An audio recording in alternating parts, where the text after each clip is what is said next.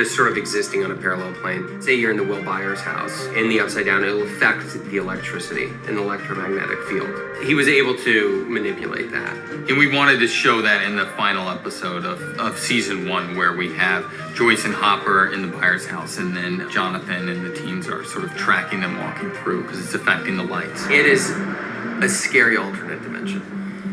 A twisted version of our world. A negative image that is toxic and haunting.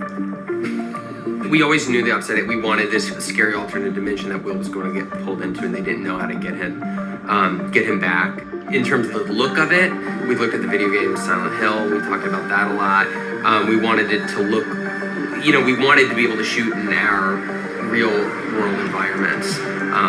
We didn't want it to be completely computer graphic, so we wanted to build off of what was really there.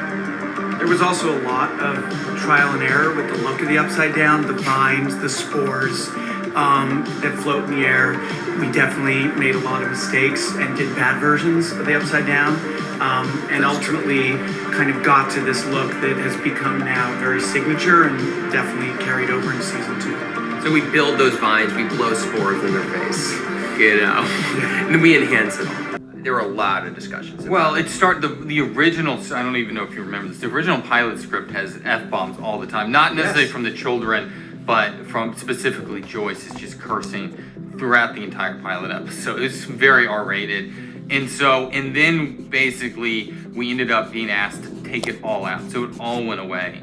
And then we sort of begged to just keep, it was important to us to have the children be able to curse. Yeah, so we took all the cursing away from the adults and just gave it to the children. We just wanted to corrupt the youth. We did. We're deep shit. Will, your action! I don't know. Fireball, they'd have to roll a 13 or higher. Too risky. Cast a protection spell. Don't be a pussy. That was the question of it. It was just a level of, everyone wanted it to feel authentic. And so I think once these words coming out of these kids' mouths, it felt authentic. And then Gaten screaming shit is just gold.